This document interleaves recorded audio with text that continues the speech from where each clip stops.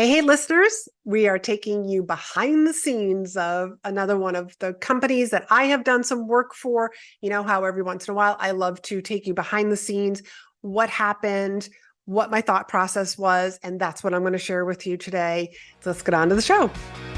You're listening to Be in Demand, the podcast for honest advice, inspiring stories, and ideas for growing your business by leveraging the expert that you are. I'm your host, Laurie-Ann, business mentor, and I'm also a reformed painfully shy girl, red wine lover, and exercise enthusiast. Join me as I share how being positioned as the expert in your industry, even if it's a busy one, will help you stand out and be the one in demand to hire and work with. So I love doing these behind the scenes because I really want you to hear not only my thought process, but also like strategically why I did what I did and why I'm presenting, this particular type of information for this particular type of company and how I look at this. I was hired by a very large insurance company, and I cannot name their name because that was part of our agreement. They are very protective of their brand, and it's a two-way street. I'm not sure if you heard me talk about this on a previous episode, but it's a two-way street for trust. I trust that they're not going to misuse my intellectual property with anybody outside of their company. And I also agreed to not use their name, their logo in any of my marketing. I never run into this before, but I'm a woman of my word, and I want to protect them and their brand as well.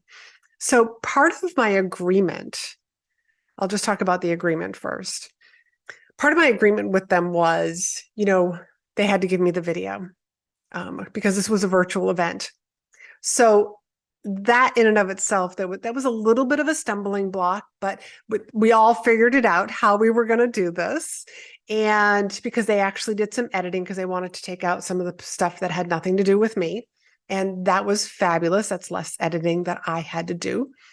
And also the second part was that they had to refer me to 3 other groups of people or companies that would benefit from what I did for them. And because they're very protective of their brand, that was like, who are we going to refer you to? I said, it can be internal. So that's what we had agreed on. So that those are a couple of things that are inside of like the actual verbiage is inside of my speaker agreement. And if you're on my email list, every once in a while, I do like a flash sale for the agreement, and it runs you through, it's got a training video that runs you through the different parts of my speaker agreement. There are 3 different parts. All 3 of them are very important. I even teach you how to customize the last segment. And in that last segment was where it was like, hey, you got to refer me. Hey, if you're going to record this, you got to give me a copy. If it was a live event, I would ask for copies of any photographs that they might have taken. So that's all just part of the agreement. But let me take you to the before part, the first meeting. And I had already submitted a proposal to them. And my proposal has 3 different options. If you haven't listened to the episode on the power of 3, make sure that is the very next episode that you listen to, the power of 3. There's a reason why I gave them 3 different options. And I share this with all of my clients when they are crafting proposals for either meeting planners or companies or even clients that they're working with. It's like, here are the 3 different ways that we can work together. And they kind of go from the smaller investment all the way up to the larger investment. And in this particular case, their options were, I just do the talk. The second option was I do the talk plus a follow-up Q&A. And the third option was I do the talk, the Q&A, and they can buy a discount of my book in bulk. So it happened to say if they bought, the book is normally like $15 on Amazon. So if they bought 100 books, they would get them at $10 each. So there was 10 times 10 is like $100. They ended up buying and going with the third option. And they actually ordered 100 copies of my book that they were going to raffle off to people to encourage them to answer the survey that they have at the end of the presentation. And the reason why I did the Q&A is because this is something that I offer to everybody, because people are only going to take in a certain percentage of the information right then and there. And as they're listening to me speak, it's like, wow, this all sounds really great, really great. I'm going to do this. But then after the presentation, and maybe not so much that afternoon, but the next day or the next week, we're creatures of habit. We fall right back into our old habits. So all that stuff, this was on, in public speaking, big surprise, but looking in the camera, putting the camera on. I taught them some breathing exercises so that they sounded more confident. Life gets in the way. And then all of a sudden we forgot some of the things that we said that we were going to do, or they tried those things, they hit some hiccups, and then they don't know what to do because, they don't have this additional information, if you will, they don't have Laurie-Ann sitting right next to them to give them feedback. So I love to do this Q&A. And that's what is the next step. This particular contract or project is not completely done. It will be finished probably within the next couple of weeks. Most likely by the time that this episode goes live, I will have already done the Q&A. So the Q&A is so that the audience participants can actually ask me questions. Hey, this is what I ended up doing. And some of these questions are going to be shared anonymously. They're going to be submitting their questions beforehand. And also anybody might be asking questions right then and there. So I love to respond to Q&A. Q&A doesn't scare me. I'm never worried, what if I don't know the answer? I've always got a database full of stories, a database of tips and ideas, and I'm really good at thinking on my feet. Now, that's not everybody. That actually is something that I learned to do, that I trained myself to do. Again, you can teach your nervous system new tricks. So having a Q&A call like this, it's going to be about 45 minutes, doesn't scare me. If anything, it's come on, bring it on. Let's talk more about this, because deep inside my heart and my soul, I want this group of people to be very successful. And anything that I can help them, I want to share that with them. But I also want to hear people say okay, I sent that email that you had suggested that I send, and this is what happened. It might be that their boss didn't respond to them and just said, yeah, okay, maybe we'll do this next week. Maybe they didn't get the response that they wanted. And so one of their questions might be so what do I do next? I also gave them an exercise and told them find a mentor and go over this exercise with them.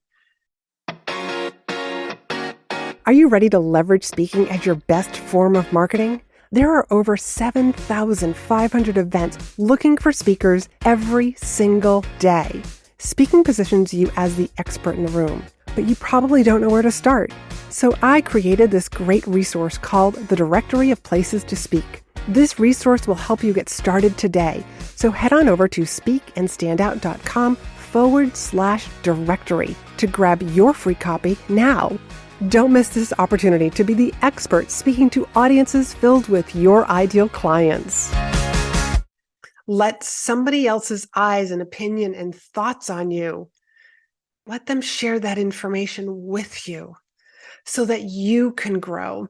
Because too many times, we're making all these decisions based on ourselves. It's I hang around with myself so much, big surprise. But we can also get caught because we're so in our business, if you're an entrepreneur, or we are so in our career that sometimes we can't see some of the things, some of the talents that we have, some of the things that come really natural to us, some of the potential that we have. So that's what this Q&A call is for, is also for me to remind them, did you have that conversation with somebody? Did you reach out to somebody to ask them, could you be my mentor? Have you thought about where you want to go in the company? Maybe you're at a different season where your children are small and you're But this is where like I'm very happy doing what I'm doing, Laurie-Ann, right now. But in about 5 years when my kids are in school, they'll be in high school or they'll be in elementary, like whatever, or they'll be out of the house. Here's what I'd like to do. Here's the next step here's the direction that I want to go with my career in about 5 years. So what could I do between now and then? And it's this kind of deep conversation that I can have with the audience that is really going to help them propel and move forward. And that was the whole reason why this group of people, why they hired me. These the meeting planners, if you will, is what I'll call them. But they are a committee of people, for education, encouraging like more people within the company to move up. They are investing so much money in their people. And that's just like a side note. I just love that. But it's like, like they hired me because of these multiple touch points. So I have spent a lot of time working on this particular proposal, this project, having meetings with them, having tech meetings.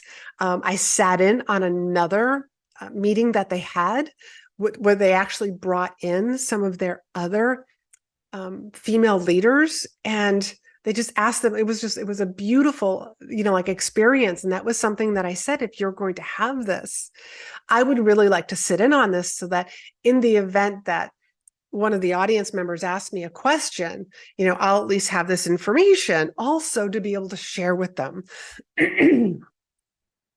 But this is all part of, but the behind the scenes of working with a company, of working with meeting planners. Like our job as the speaker is to make them look like rock stars, is so that when we show up, like everybody is patting them on the back because it's like, wow, where did you get such a great speaker? Oh my God, you always hire the best speakers. And I've used some of those jokes like at different places that I've spoken for. It's hard to find a good speaker, a speaker that isn't just using some canned presentation, and then inserting it within this industry, and then there's like a disconnect. No, because I customized my presentation for each organization that I work with.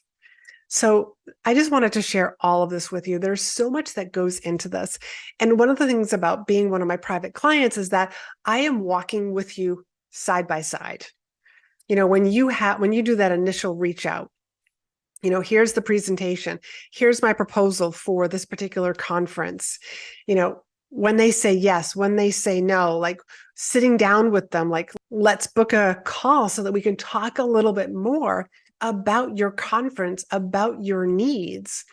And then my clients always like, they show up as like that powerful speaker that they are, like, they get to be that professional speaker, so to speak, even if it's the first time that they've ever spoken. But I always want them to come across as they've done this 100 times before, if not 1,000 times. And this is just part of their pre-event. Like, we're just going to have a meeting. That's how we do. That's how I do things. Because there are some volunteer meeting planners and they don't know how to do this. They don't know what to expect. So you, as the speaker, need to show them exactly what to do. This is how I work with people. This is how I help you make this a stellar event. So you have me working with you side by side. That's why my clients, like, we meet on Zoom a couple of times a month, but they also have Voxer access to me so that they can say, oh my God, they said yes to me. So now what do I do? And I might be saying, well, okay, so they said yes, let's book a call with them. Let's have that pre-event meeting so that you get to decide, do I want to do this event or not? Because I need to gather some extra information about what's, like who's in the audience, what's the problem, when are they having me speak? There's like a list of things. And I walk them through from that beginning to end. To even like when I talk about the end, it's about like a feedback meeting. That was something that I did with this particular insurance company. We had a feedback meeting. They wanted to give me the feedback that they had heard, and I got to give them the feedback on what it was like being like the speaker working with the committee, which was absolutely fabulous. So there's just like so much that goes into this. And I just enjoy the whole process. And for you to enjoy the whole process also, and not to get nervous or scared about all the different moving pieces, because it's a whole lot more than just the speech. But the speech is, I would say, the most important part, because that audience needs to feel your confidence. They need to hear your thought leadership. Your job is to give the audience information to help them change their perspective, to help them decide whether or not I agree with this, or I don't agree with this, or I'm willing to try this, or I'm not willing to try this. Well, let me see how I can add this in so that because you as a speaker have basically presented a really great case for the audience to say, you know what? I'm going to try this. I hear this. I love this idea. I can see it happening. That's why meeting planners bring in speakers for transformation. But you have to step into your power also.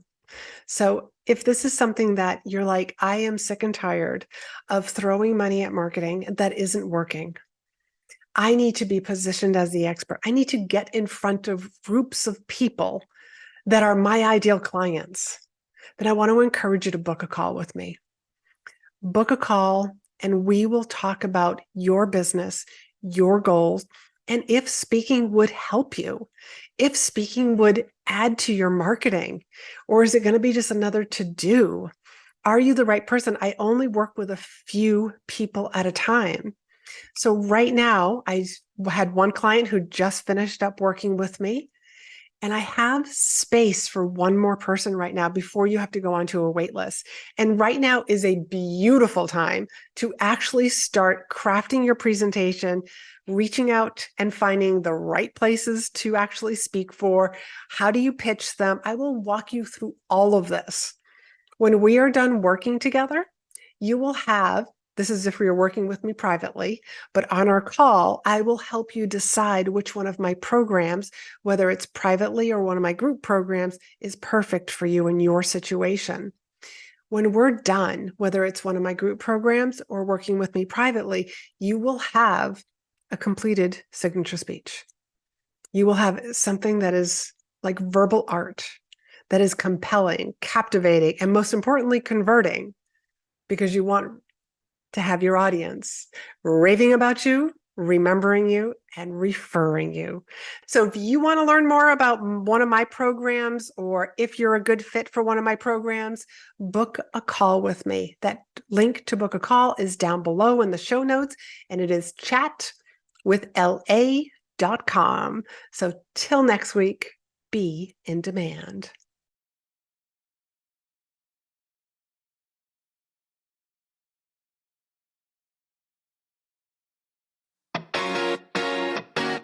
Are you ready to leverage speaking as your best form of marketing? There are over 7,500 events looking for speakers every single day. Speaking positions you as the expert in the room, but you probably don't know where to start. So I created this great resource called the Directory of Places to Speak. This resource will help you get started today. So head on over to speakandstandout.com/directory to grab your free copy now. Don't miss this opportunity to be the expert speaking to audiences filled with your ideal clients.